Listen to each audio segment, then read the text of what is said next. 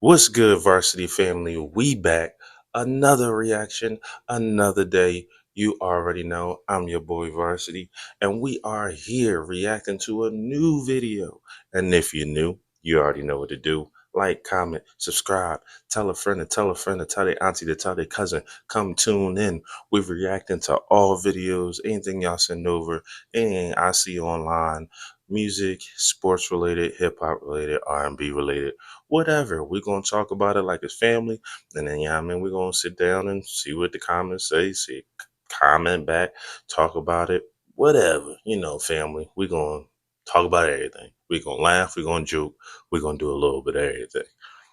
But today on the agenda, we got why was Sisqo blacklisted from the music industry? Now, for y'all youngins that's watching, y'all may not remember Sisqo. He did the Thong song. Older generation, they definitely know who he is. Came from Drew Hill. Um, Went on his own, like most R&B artists do. He's always the lead singer, go off on his own type of thing. But yes, Sisqo was the boy. He probably had like a good, maybe like a good 2 summers. I want to say maybe he had like a good 2 or 3 summers, 2 or 3 summers. But they had some hits. They had some hits for sure. Not gonna knock him like he ain't had a couple hits. Now when he just disappeared, I don't even know. I thought he fell off, or I mean, he was at the early 2000 ish. I want to say ish time. So music was definitely like changing from CD to digital to how artists was getting paid. So a lot of artists ain't make it through that. But who knows? We gonna get into it. Y'all comment, let me know what y'all think, or if y'all know something. Baltimore folks, y'all be down there. So I know he was from Baltimore. So if he was in around and y'all know his backstories from back in the day, definitely comment and let me know what y'all think. But yeah, let's get into it.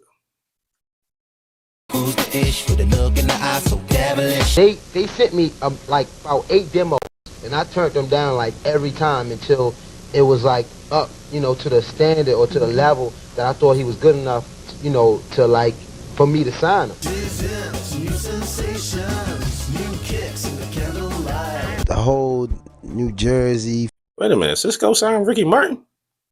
If he did, he should have some money. He definitely should have some money. That's crazy. If that's the case, I never knew that, but that's crazy.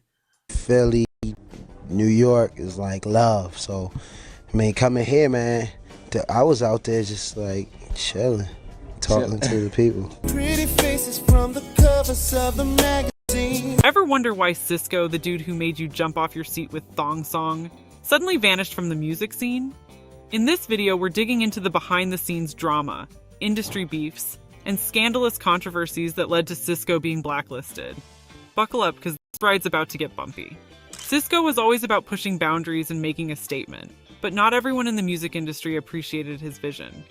Right from the jump, Sisqo's flashy style and bold moves clashed with what the record labels wanted. They were all about playing it safe, while Sisqo wanted to bring something fresh and edgy to the table. One of the biggest beefs was over who Sisqo wanted to collaborate with. He had this vision of bringing his Baltimore crew into the spotlight, hiring local talent, and keeping it all in the family. The label execs? Not so much. They wanted their polished, industry-approved artists behind the scenes, not Sisqo's homeboys from around the way. Building your online I mean, business? Go to Wix.com and set up your... back in the day, I can definitely see it because they was having like, coming off the boy band era, Backstreet Boys, B2K. So they wanted the polished look back in the day.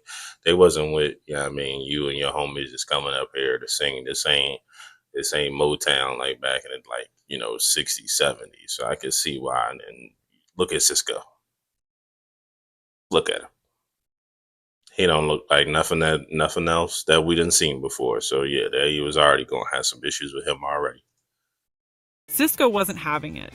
He was determined to give his people a shot, even if it meant butting heads with the higher-ups. Sisqo thought that his success would give him the It was a bop. It definitely was a bop. freedom to call the shots.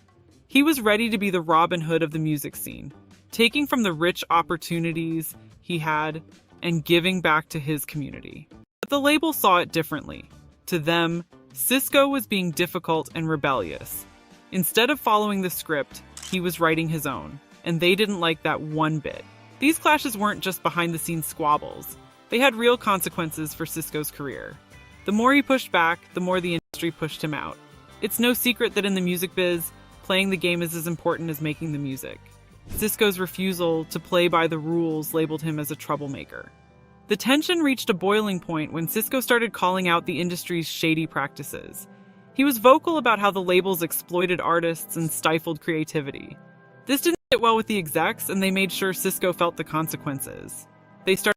Well, you can't start talking about the dudes that signing your check and start talking crazy. That's number one. That's like even at a regular job, you can't go on Instagram and Twitter and you work at Starbucks and you like, I mean, Starbucks ain't nothing. Starbucks is and they treat the employees horrible, and I hate my boss Josh. Josh is horrible. He'd be touching me and making corny jokes. Somebody gonna come down and say, "Hey, bro, we need to have a conversation. We need to put you in the back office because you're talking crazy." That's why when they have you sign like contracts now, when you start a job, it'd be somewhere in there. It'd be like, you can't be online talking crazy and think you're gonna keep your job because low key, get you right on about it. Get her out of here. So that's the truth about that one. But hey, once again, family, who am I? I'm talking to y'all. We just talking, but I'm just saying I know what I know. Y'all know something different. If there's a job out there to let you talk crazy about them, let me know. Because not that I'm going to sign up to talk crazy about them, but I'm just saying, like, I ain't never heard no job to let you just talk crazy and online or badmouth them to people that they may know and run circles with, and then you keep a job? Nah. Nah. Started shutting doors and cutting ties. Collabs that were in the works got mysteriously canceled, and projects were shelved without explanation. Then there was the R. Kelly feud. Kelly accused Sisqo of trying to copy his style, even going as far as to diss him in a track. This beef didn't help Sisqo's already shaky standing in the industry. It seemed like every move he made was met with resistance or ridicule. You know what you're trying to do. All I know is that I know that I'm feeling you. By the time Sisqo tried to bounce back with his second album and later attempts to I don't even know what that song was. I ain't never heard that song before. If that was on the second album, Thong Song must have been on the first one because I ain't know what that was. reunite with Dru Hill, the damage was done. The industry had moved on, and Sisqo found himself fighting an uphill battle to stay relevant. His records weren't getting the same promotion, his tours weren't selling out, and the media wasn't interested in covering his new work. It was like he'd been erased from the game. Now for Sisqo, success came with its own set of legal headaches. Sisqo's Thong Song was the anthem of a generation, but behind its infectious beat and catchy lyrics was a storm brewing. The infamous line, "Livin' La Vida Loca," wasn't just a catchy phrase. It was the start of a legal nightmare. The phrase, originally from Ricky Martin's hit song, landed Sisqo in hot water with Desmond Child, who wrote "Livin' La Vida Loca."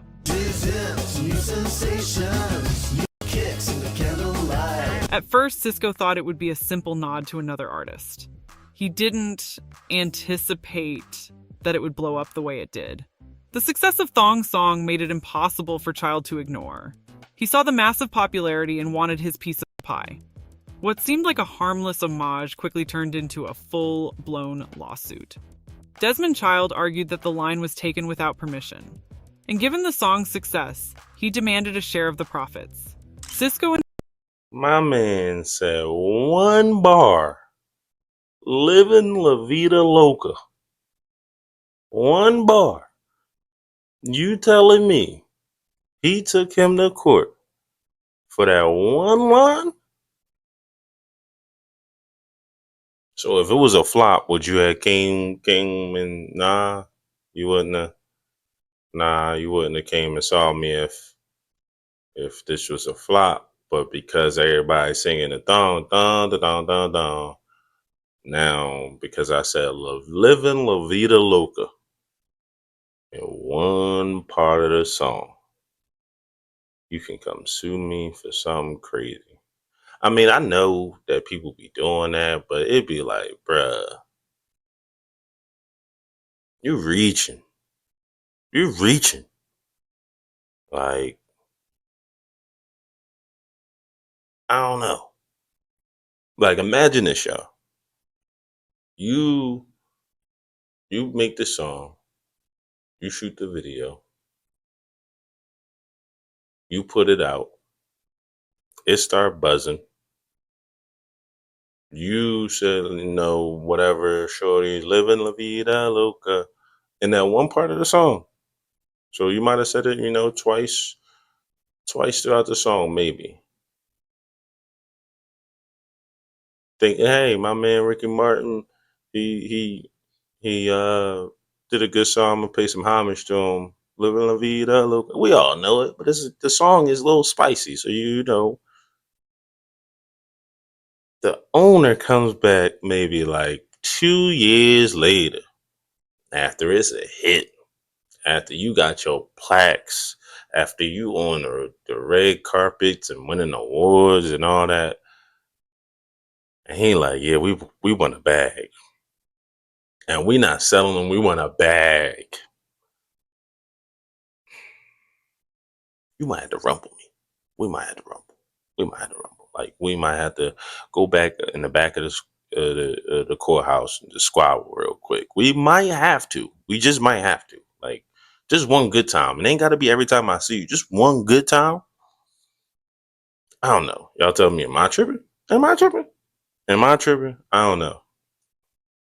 And his team were caught off guard.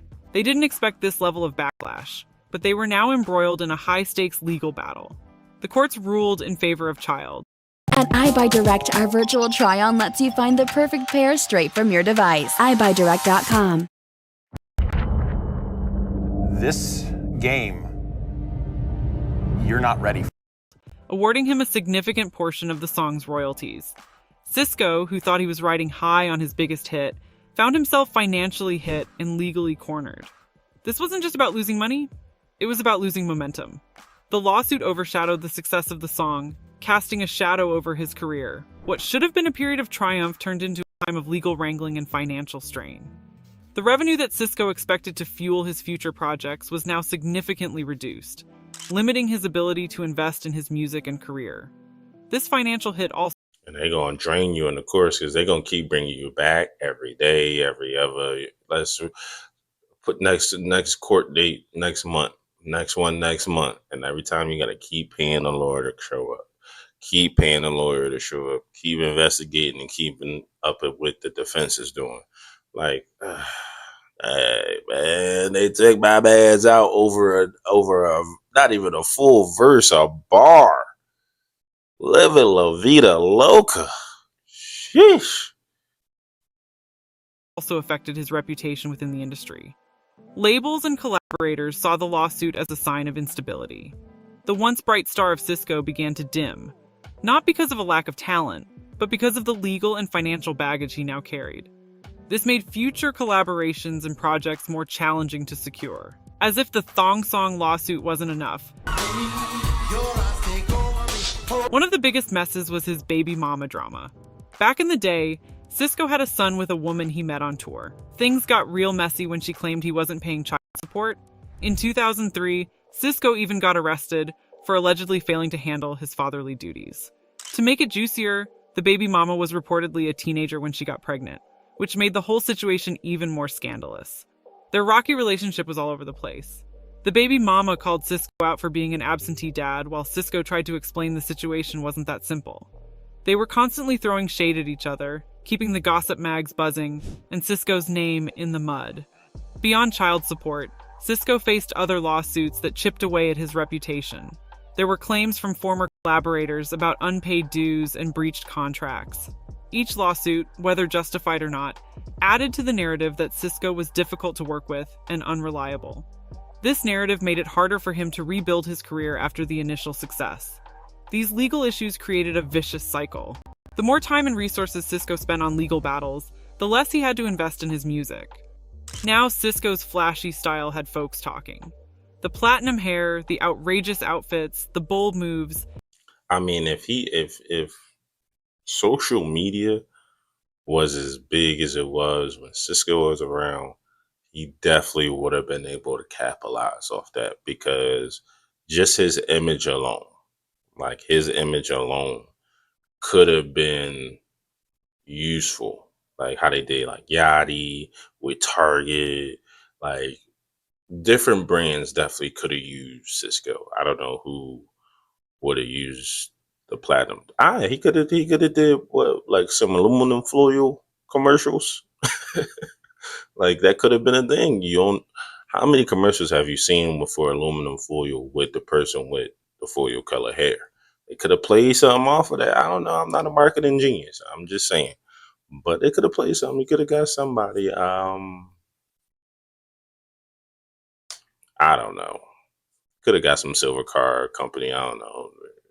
Got Maybach or Toyota or Prius. Give them a platinum car or something like that. I don't know. He could have if it was somebody could have found something for branding. I'm 100% sure somebody could have found something for branding if he was as big as when a thong song came out and he had branding people that was back then.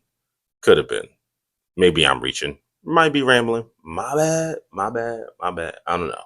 I don't know. Y'all let me know in the comments. But I'm just saying, somebody could have, with all that, he could have been able to play that a little bit differently, especially because people wasn't getting paid off social media. You just got paid off for touring and doing whatever back then. Just my thoughts. Just my thoughts. It all had people questioning his sexuality. Even though Sisqo denied these rumors, they stuck around like glue. Things got real when Sisqo rocked a mankini on Celebrity Big Brother. That stunt had everyone buzzing and speculating about his sexual orientation. Critics and fans were talking, and the rumors only got louder. On top of that, there were all kinds of stories about Sisqo's behavior. Fights backstage, diva moments, and beef with industry folks painted Sisqo as a wild card. True or not, these stories made Sisqo look like someone who was tough to deal with and unpredictable. All this drama messed up Sisqo's public image big time. The baby mama drama, the rumors, the wild stories, it all overshadowed his music. Industry folks started seeing Sisqo as a problem. Someone whose personal life was too much drama to handle. Pretty faces from the covers of the magazine. But he still had them hits. That's what I'm saying. He still had them hits. He still had at least a good 2 or 3 hits in between there. So he could have, finagled to get through that, especially if he had social media back then. He could have been. Just my thoughts. These are just my thoughts. But I'm just saying, he could have worked it. He could have worked it. Record labels and insiders were like, nah, we don't need that kind of heat. Sisqo's rep got so bad it was hard for him to get new gigs or even keep the ones he had. Fans in the industry couldn't look past the scandals, making it tough for Sisqo to bounce back. Sisqo's personal life became the headline, not his music. The drama turned people off and his career took a hit. He went from being a star to being blacklisted, all because his personal life was too wild for the industry to handle. Now let's take it back to the beginning. Sisqo, born Mark Andrews, came into this world on November 9, 1978 in Baltimore. His parents, Alonzo and Carolyn Andrews, were just regular folks. Dad was an electrician, and Mom worked for Social Security. Growing up, Sisqo was like any other kid, but little did he know he was destined for stardom. Everything changed when Sisqo hit high school. He met Woody, Nokio, and Jazz, and the four of them clicked instantly.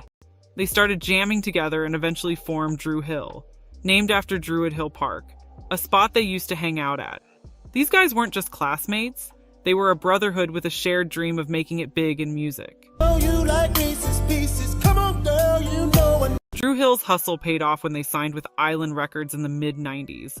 Their debut... That was a bop too. That was definitely a bop too. True it was. I'm just saying. I'm just letting y'all know. For the youngins that don't know, definitely go look it up. Definitely was a bop.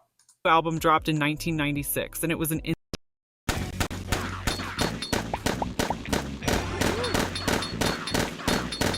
instant hit. Songs like Tell Me and In My Bed had everyone vibing. But it was their track, How Deep Is Your Love, that really put them on the map, making them a staple in the R&B scene. Sisqo's unique style and the group's smooth harmonies set them apart, paving the way for their success. They had some hits, y'all. Definitely go look it up. If you're too young to know who Drew Hill is, definitely go look them up. If you're too young, you probably shouldn't be watching my videos. Some of the stuff is old. But if you hear, definitely go tune in to Drew Hill. They definitely got some classics. Definitely got some classics. From a Baltimore kid to an R&B icon, Sisqo's early journey was just the beginning of his roller coaster ride in the music industry. They sent me like about 8 demos, and I turned them down like every time until it was like up, to the standard or to the level that I thought he was good enough, to like for me to sign him. So where's Sisqo now? Let's catch up with the dragon. Sisqo might not be blowing up the charts like he used to, but he's still making moves. These days, he's got his hands in a bunch of business ventures. From reality TV appearances to keeping it real with his music, Sisqo's still out here hustling. He even jumped on Celebrity Wife Swap and Celebrity Big Brother, reminding folks he's still got that star power.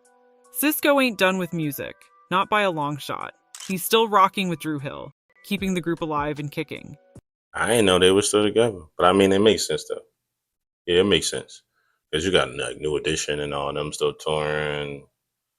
Shit, Kid and Play still out here. You know what I mean? Still doing it. So yeah, it makes sense. If y'all still got a voice, if they still got some vocals, then yeah. I mean, I haven't seen them, but if you have seen them, family, put it in the comments and let me know. Do they still sound the same? Like, is Sisqo still out here doing the one handstand or doing the little flips and all that, or is it like just do up? Yeah, let me know. I'm respect to Drew Hill. Definitely a classic group. Definitely a classic group. So respect to them for sure. But I'm just saying, I haven't seen them. I go to concerts, I haven't seen them. I go to festivals, I haven't seen them. But maybe I just missed them. Maybe I'm just missing them. No disrespect, no shade, no shade. They're out there doing shows, dropping tracks, and keeping the fans happy. Plus, Sisqo's been putting out solo projects, showing the world he's still got it. The industry might be giving him the cold shoulder, but Sisqo's passion for music hasn't faded. Go ahead, Sisqo. Go ahead. So, how do people see Sisqo now? Fans still got love for the dragon. They remember the hits, the crazy dance moves, and the energy he brought to the stage. The whole New Jersey, Philly, New York is like love. So, I mean, coming here, man, I was out there just like chilling, talking to the people. While the scandals and rumors left a mark, true fans know Sisqo's talent is undeniable. He might not be in the spotlight like before, but he's still got a loyal following who respect his grind and his legacy in the music game. If you enjoyed this Listen, out of all respect, Sisqo still gets respect from me. I remember them Jones. Step by step, 1, 2, 3, 4, love letter, tell me what you need, what you want from me. Like, they had hits. He definitely had hits. Baby mamas will definitely bring down the nonsense. The Living La Vida Loca stuff is crazy. That's crazy work for it to just be like a bar in a song, and you sue me for that.